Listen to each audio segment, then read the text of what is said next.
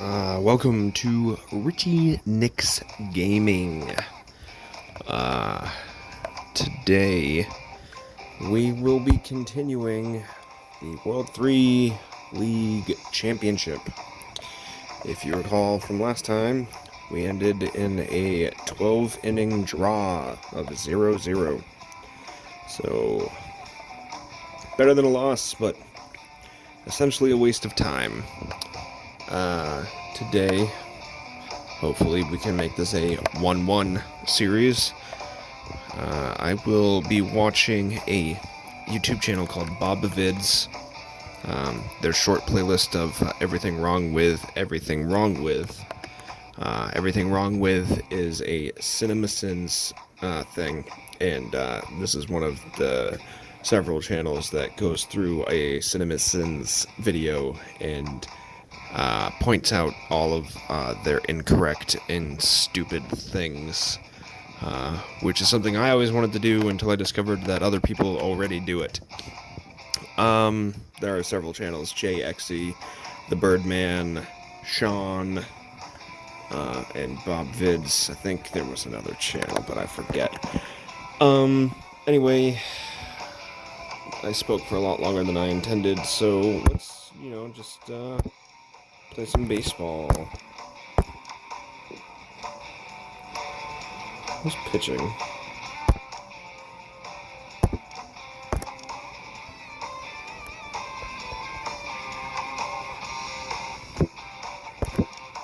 What? Okay.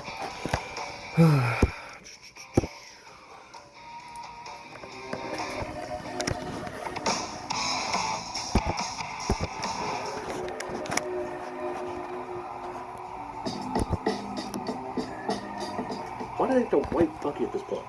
Wipe before he went into the crowd sleep? The machine being used in this scene is called the memory suppressive machine. He's about to steal from and assassinate a person he has passive knowledge of. But more importantly, a man who knows who he really is, Howard Stark. Howard even recognizes Bucky just before he's killed.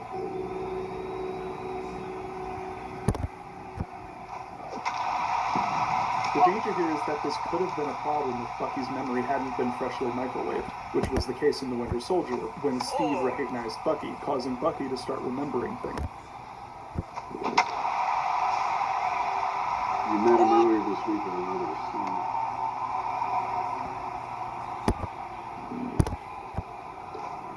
This nitpick, every time these two guys unlock this door, they put themselves in timeout.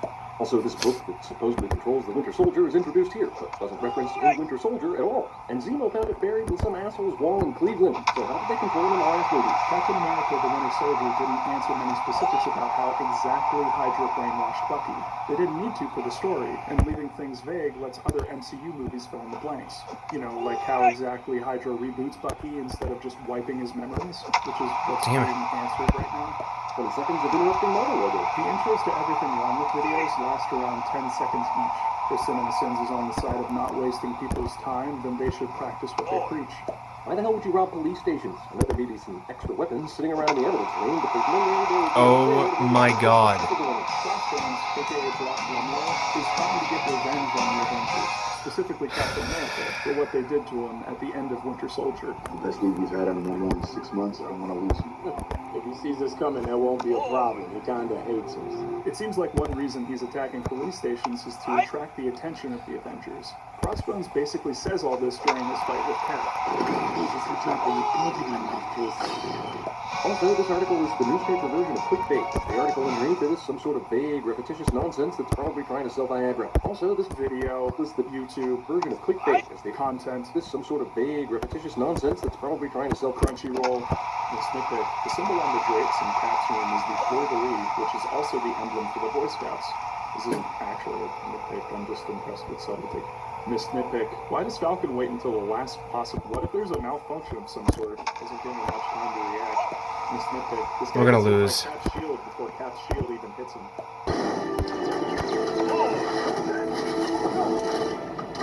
You subdued 3 people. 7 minus 3 is 4.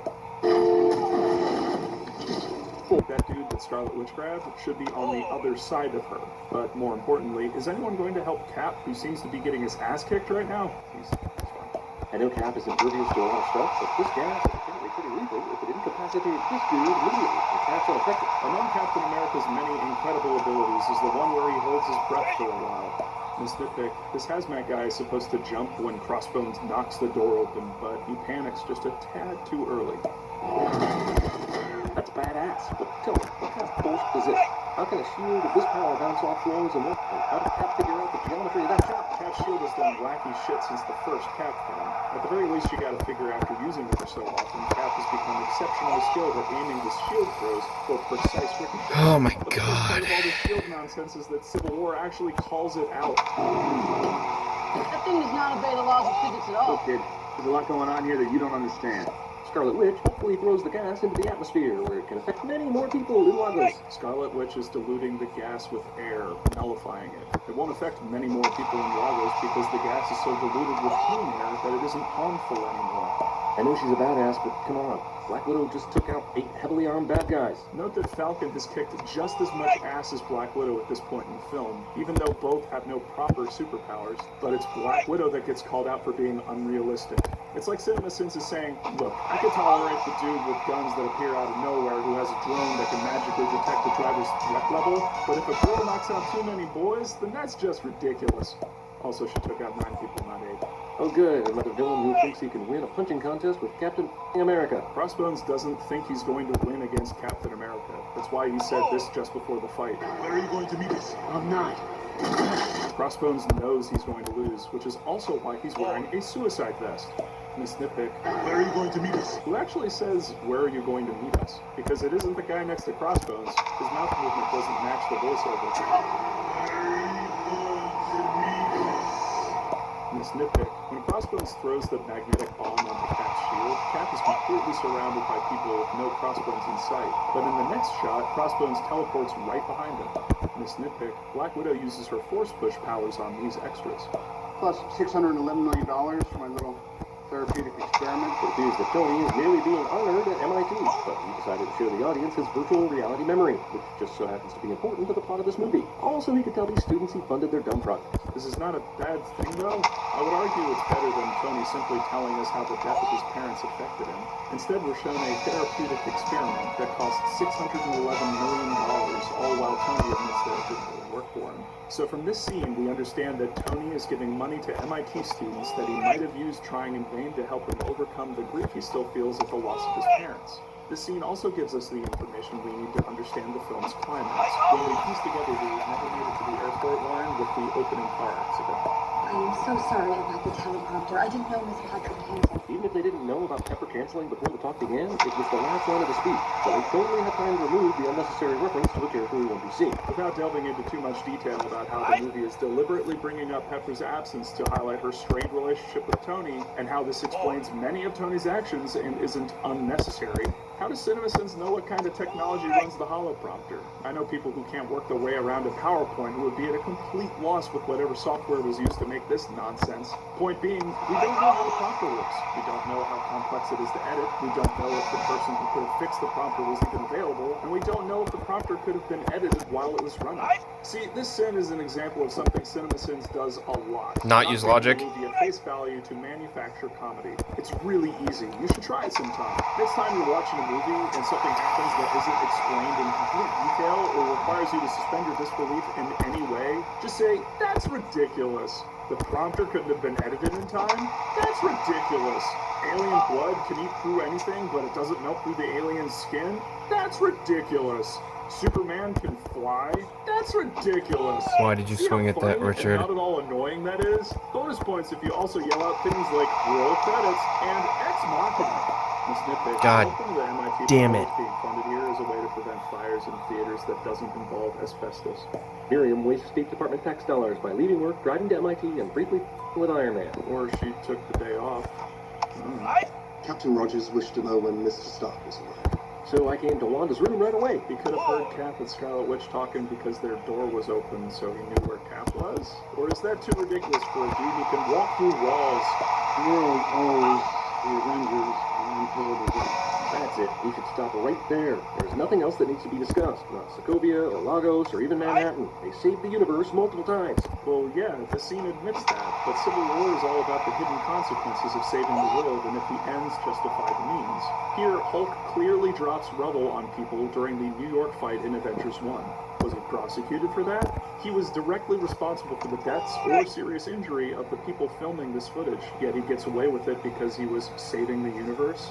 And what dictates a threat to the universe? If some chucklehead from the sewer shows up and threatens to destroy a city, does that give the Avengers the right to start tossing buildings around? The police have rules. The government has rules. But the Avengers don't, despite being several times more powerful? It's a theme that the Watchmen dealt with superbly, and much like the Watchmen, Civil War highlights the question rather than any specific answer. 3 days from now, the UN meets in Vienna to ratify the accord. The Sokovia Accords were approved by 117 countries, but somehow the Avengers didn't get the news until 3 days before the ratification. Can we just take a moment to truly appreciate what's happening right now? CinemaSins makes the correct observation that the Avengers should have been notified about the Sokovia Accords due to it having a direct impact on their operations, yet completely fails to realize that this is the exact reason for the shot they're showing for the sin, that of a shocked Captain America staring down a guilty Tony Stark. Cap is shocked because Tony is still hiding huge secrets from the rest of the team, and Tony knows this and feels guilty about it, hence his demeanor. Seems it's a sin to be subtle. Also, let's say the UN decides they need the Avengers for something. How does that prevent the Avengers from accidentally killing people? It doesn't. Nothing can prevent accidents 100%. The Sokovia Accords are a way of mitigating those accidents by way of oversight and accountability, putting the power of the Avengers in check. Oversight is not an idea that could be dismissed. Damn it. Okay, but you just mentioned that the existence of the Avengers invites conflict. How would that Damn change it. with any administrative oversight? It could prevent abuse of power and general recklessness in the resolutions of those conflicts in order to prevent a catastrophe. I'm not playing smart and I'm not playing well. Exposition and set the stage for the next scene. Scenes are allowed to accomplish multiple things at once. Some people would even call that good writing. There's 12 appeared. Well, sure, there's probably going to be more deaths later because that's the way the news works. But that's the way the whole city block. And I can't believe that when he goes He did say at everywhere least that somehow 12. saves a lot of people. Well, one of the main reasons of death from explosions are injuries due to shrapnel. So by telling people to get down, T'Challa was protecting them from the glass shards that were coming from the windows. Also, the explosion affected a city block, but it didn't blow it up. In the news footage being shown here, you can see the buildings are still standing. Thank God Sharon is taking me. Here's for the funeral. They're not at the funeral in London anymore, though. They all went to Vienna after hearing about the explosion on the news.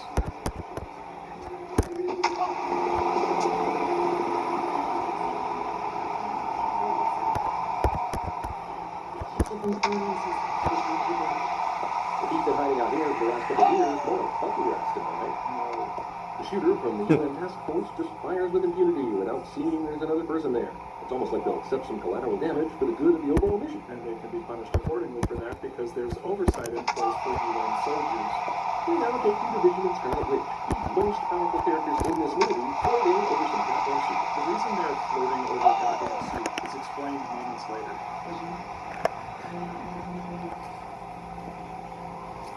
There's a question to say.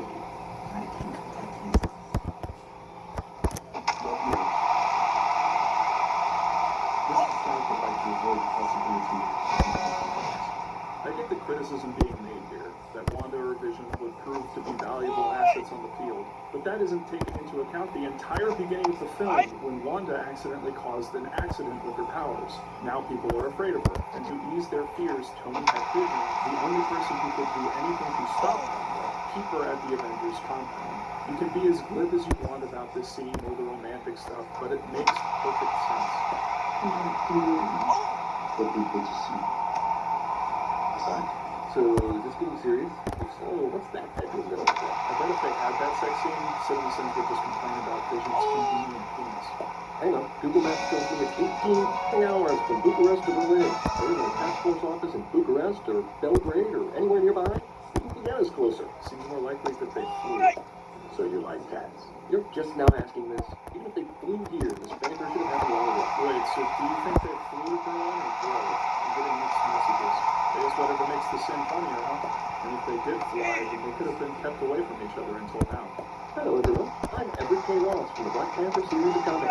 I am not to be confused with Thaddeus Ross, the guy from Incredible Hulk, who also makes an appearance in this movie. Yeah, okay, thanks. They're different people, so it shouldn't be hard to figure out who is who. And spoilers for real life, sometimes people have the same last name. Mr. Pitt, that moment when you got caught sneaking a peek at Scarlett Johansson's plot on film, it's gotta be part of its innocence. Mr. Pitt, Tony Stark's backless phone is neat and all, but wouldn't it be easy for people to see his private texts and passwords and stuff? Miss Nitpick, an extra in the background of the scene is shown delivering some papers to another extra and walking away. But 7 seconds later, the same extra shows up in the same spot and does it again. Miss Nitpick, not a very good security system if all you have to do to gain access is press a button. How did the task force release this photo of the image? Seems like a normal thing that happens every time something like this happens. But Steve is suspicious of it. Half isn't suspicious of the task force. Watch the rest of the scene. How did the task force release this photo?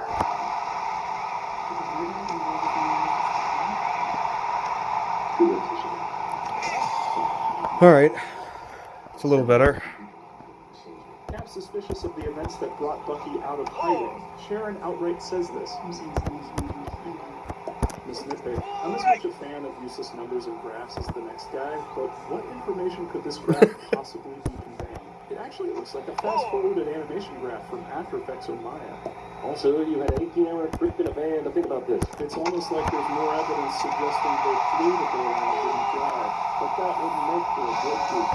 Miss Nitpick, look, Zeno, I get why you're reading each word of the Winter Soldier book with dramatic pauses in between, but you're cutting things a little close. Maybe you could say all the words as fast as possible to avoid any issues. Like this.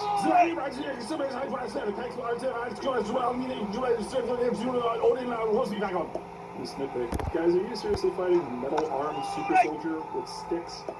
Because I'm not the only Winter Soldier. Remember, Bucky's only the Winter Soldier because Zemo remembered he got thrown off the plane in the first movie and went backpacking in the mountains to pick him up later for some dumbass reason. What's so special about Bucky that they need to give him the serum in the first place? Then they kidnapped a whole bunch of people in 1991 and gave them the serum. And doesn't Hydra know the ingredients of this cocktail?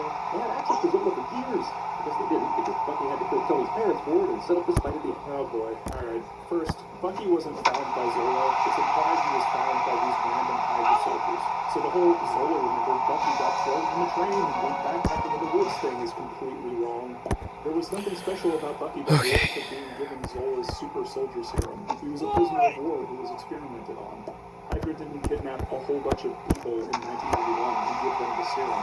There were 5 elite Hydra agents who volunteered. Who went? The most elite death squad. More kills than anyone in Hydra history. Hydra had access to Zola for years via Don't swing at the first pitch. version of himself, sure. But remember that Zola didn't create the super soldier serum and didn't have access to its ingredients. Erskine created it, and the last of his formula died with him and Heinz Kruger in the original Captain America film. Zola was trying to recreate that serum when he experimented on Bucky and other prisoners of war, but failed to do so. Hell, the version of the serum the Winter Soldier stole from Howard Stark wasn't even the original super soldier serum. It was Stark's version of it, one that had nasty side effects.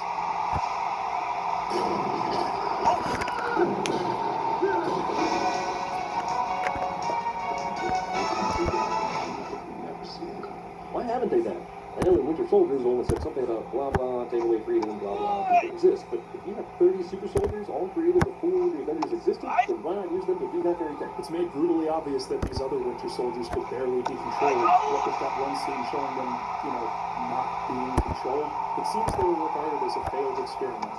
30 super soldiers? 30 super soldiers, 5 bags of serum, 5 soldiers, 5. Miss Nitpick, what the hell is Ottman mouthing here? Animal fat? You're my fun? Help me Fang? Miss Nitpick, so Tony uses a Vivo phone like Captain America? Dude makes his own suits and artificial intelligences, but when it comes to a smartphone, he's like, give me that mid-range Android phone. I've had these powers for 6 months. Peter's only had his Spidey powers for 6 months, but Tony's had time to scout him, study the strength of his webbing, and build a suit for it. 6 months seems like a perfectly reasonable amount of time to do all these things. Tony's pretty good at making suits quickly. He completed the Mark I, a much more complicated robotic armor, in 3 months while being held captive by terrorists while his heart was hooked up to a car battery. And he's only gotten better since then, considering Iron Man 3's various armors. Thank God. Oh my God. Thank you, Dr. Malcolm. That the Sokovia Accord not just assuming Hawkeye's helping out Wanda because Quicksilver died. He outright says it. No, I wouldn't call it fight. I need a choice. Hey, man, you're doing me a favor. Besides, Miss Nitpick, looks like even the super soldier serum doesn't make you any good at parking cars. so if you come with us, you're a wanted man. Yeah, what else is there? So much for spending time with your daughter, which was the whole reason you wanted to be a good guy in your own movie. Not really. The whole reason Scott wanted to be a good guy was so he could be the hero that his daughter thought he was, which is kind of outright said a few times in that movie. Just be the person that she already thinks you are. This is your chance. Your chance to earn that look in your daughter's eyes. To become the hero she really thinks you are. It's not about it's about saving the horse. Swinging At the early. start of the film, Scott wants to spend more time with his daughter, but by the end he realizes his role is to protect the world that she lives in by being a superhero, which is time-consuming and life-threatening in its own right. If the whole reason Ant-Man wanted to be a good guy was to spend more time with his daughter, then he wouldn't be Ant-Man. This is shown at the end of the movie, when Scott takes time away from his daughter to be a superhero. Sorry. It's work. Yeah. Here's the deal. Just give me the facts. We incorporated children and some people yesterday. And there are 5 more super soldiers just like him. But what's not important to tell you at this moment is that Bucky had no control over his actions, because there's a complicated series of passwords that evil people programmed him with, and Oh wait, Bucky didn't have control over his actions? Well, that changes everything. Call up the manual, everybody. Let's just let the Winter Soldier run around and do whatever, despite being a huge risk to everyone around him. But seriously, Cap's just bringing up the more pressing issue of the imminent death squad rather than getting into Bucky's convoluted mind control bullshit that doesn't really change the fact that he needs to be arrested right now.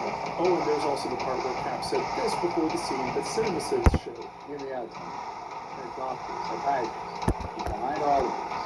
Oh, come on. These webs are so strong, Cap himself can't get 3 of them. The Hawkeye's arrows are good enough. This is because Spider-Man's webbing has exceptional tensile strength. You know what I think is really cool? His relative. Which means the webbing is very difficult to break by pulling it apart.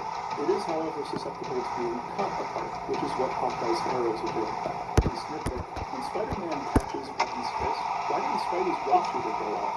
If the thing's triggered by the pressure of 2 fingers, then a punch should have either caused it to spray webbing all over it or break it. I didn't kill your father. Why did you run? What kind of question is that? He was running because he was chasing him in a scary cat suit. Bucky started running before Black Panther showed up at his place in Bucharest. Cool joke, though. Doesn't it feel like Scarlet Witch could just end this whole battle right now? Yeah, because she's the one practicing real magic. She can't be everywhere at once, though, which is why she's running into fights and busting heads instead of just doing that all at once. It's also important to remember that no one in this fight, aside from Black Panther, actually wants anyone to get hurt. So of course Scarlet Witch is going to hold back a bit. Nice. He's a hero. We need a diversion. The Avengers always have these communication devices built into their uniforms, but if half of them are using them, shouldn't the other half be able to hear the same conversation? Did they meet earlier and determine which side uses which frequency? Well, they did meet earlier and suited up before the fight. Plus, they're probably used to determining chat frequencies before operations to prevent eavesdropping. So, yes? Miss Nitpick, Spider-Man couldn't have made this shot. Cap's hand is in front of him, but Spidey somehow curved his web around Cap's body to reach it. Miss Nitpick, the masking on Cap's hand here is pretty bad and makes it look like Cap's shield is cutting into his palm. Vision finally decides to start visioning. I think Vision's limited use in this fight is because he knows he's powerful and he's afraid of doing serious harm to his friends, so he's holding back. In fact, Tony knew Vision was powerful and only wanted to involve him if they had no other options. Is this part of the plan? Well, my plan was go easy on him. We want to switch it up. Turns out he was right too. Vision gets distracted and whoops, I'm not gonna stop. What the hell has she been doing this whole time? hiding by the jet. She got knocked out of the battle earlier, so then she decided to hang out by the jet. Yes, She was going to be the last defense against Captain Freaking America. she had second thoughts and decided to help Captain America. So, no. Miss Nitpick, holy shit, I'd be terrified of a missile firing that close to my exposed head. If Falcon so much as looks too far to the right, he'll blow his own head off. True. For police also Okay. found a facial prosthesis approximating the appearance of one James Buchanan Barnes. Okay. Seriously found leading to Okay. amazing things. Walk off home run. He's not only great with computers and encrypting classified documents, but also making a mask of Barnes that fools fictional facial recognition software. To be fair, Zemo had more than a year to become good at computers. The fake doctor is actually Colonel Henry Zemo. Sokovian intelligence. Zemo ran Echo Scorpion, Sokovian covert kill squad. So Zemo is good at decrypting stuff and making convincing disguises because that was literally his job before the events of Age of Ultron. It's really weird how a little context clears up these sins. With the Ross. Which one? The one Tony directly reports to. Oh, whoops, you were trying to make a joke. Oh, my bad, sorry. Is this the thing that still have power? The door opens, so yeah, some power generators are known to last 30 years or longer. So is this really that far-fetched? Did he give you anything on Roger? Not for me to go to hell. Ross, who doesn't trust Stark when it comes to Zemo, and suddenly trusts Stark in the situation. Alright, I need to put this down for a minute. Has been helping Ross up until this point. He hasn't really been given a reason to distrust Tony so far. Which Ross here, but I won't, except I kind of just did. Oh no, Black Panther just happened to 5 seconds behind Iron Man, even though he was secretly following Captain Bucky the whole time, because he was following Tony, because Tony was the only person who could get Captain Bucky's location from his locked up friends. What was your name again? Lars. Steve remembers the name of some random redhead Bucky got to press more than 70 years ago. Steve was frozen for 67 years and Bucky for a similar amount of time, so it's only been a few years since this happened to them. They have just incredible footage on a 3-line country road, and 3 as it turns out, and everywhere in the area. You never even think Bucky around, and the police say that Captain Bucky learned that Tony's parents have to make a stop. At the Pentagon or some other unnamed. At the Pentagon, right? Howard Silence doesn't exactly confirm where they're headed, but one of the shots from a security camera confirms that the road Tony's parents were driving on wasn't just some tree-lined country road. The gate and barbed wire tell us this place is a big deal, so it makes sense that there would be security cameras posted nearby. Miss Nitpick, of all the days Bucky is caught on a security camera, it was the one day he forgot to wear his neat mask that he wore during Winter Soldier. Even though we're seeing this in full color, the movie's trying to say Tony can see this same angle in footage too, driving home the drama of his mother getting strangled. But really, all he'd be able to see is Bucky standing next to the car, doing something, probably bad. The camera feed Tony's watching gave him a clear view of his father being murdered. Tony knows both his parents died in this crash, so if the Winter Soldier is next to the passenger seat doing something, I think he's smart enough to put 2 and 2 together. Presumably, this means he shot the camera, but it was conveniently impervious, considering we have this footage. Security cameras aren't like regular cameras. They don't store footage internally. They send that footage to monitors and/or servers. Oh boy. Otherwise, they'd be hilariously inept. Also, suddenly this movie is saying there was a facility nearby that could capture security footage. First off, that's terribly convenient. Terribly convenient. Howard was delivering his version of the super soldier serum to a government facility.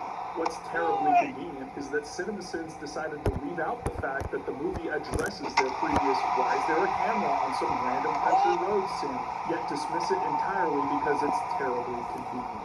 But second off, terrible nonsense, because there was no such place nearby in the beginning of the movie. Look at the security footage. The fence doesn't follow the road the Starks were driving on. It's angled toward the tree the Starks crashed into and blocks a road leading from the main road. The car accident hid this from our view in previous scenes, and it was just outside of the shot in others. So no, this is not terrible nonsense. It was purposefully hidden information meant to conceal the major reveal that Bucky killed Tony's parents. Now Tony gets mad, even though he knows for a fact that Bucky had no control over his actions. Or is it movie saying he didn't? I find that hard to believe. I find it hard to believe CinemaSins didn't know Tony knew Bucky had no control over his actions when the movie addresses that in 3 different scenes. The Manchurian candidate for killing him has a truce here you can drop. It wasn't him, Tony. I got control of his mind. Good. This isn't gonna change what happened. I don't. He killed him.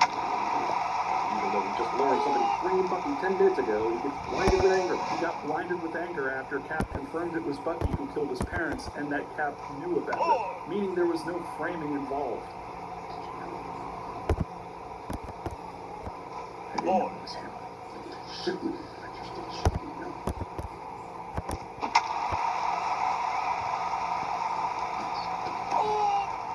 Did you know? Yes. To be fair, the only reason he knows is because Zola showed him what Hydra did to people who work for S.H.I.E.L.D. in that bunker scene in The Winter Soldier. But then right after that, Hydra fired missiles into the building, and he had to make a miraculous escape, so it might have slipped his mind. Obviously it didn't, and Steve was deliberately keeping that information from Tony. Damn it. until the beginning of the film. Oh, I'm so stressed out. I get the point. They're not telling you about your parents. Spare me. I can see now what I was really sparing myself. What do you want? See them rip each other apart. Yep, and just think, he could have done this by simply sending the tape to Tony with a little post-it note that read plainly. Zemo only just got that footage though, which he had to do by gaining access to Bucky and That was a strike. Siberian Hydra larger facility was, all of which put the Avengers on his trail. If Cap, Bucky, and Tony weren't chasing him, he might have done what you're suggesting, but we don't know because the Avengers caught him just as he gained access to the VHS evidence. Miss Nitpick, I guess Zemo's too evil to be an evil thing. Miss Nitpick, Tony told Spider-Man to go for Cap's legs, but during this fight, Tony seems to forget about that. Then again, he's going through a lot. I'll cut him some slack. We're miles from home, and the dust cleared. Something 2 days until I found that body. But if they were together, how did Zemo survive? They were together, but probably not nearby. That's why Zemo's father was holding his wife and son in his arms when he died. Something 2 days.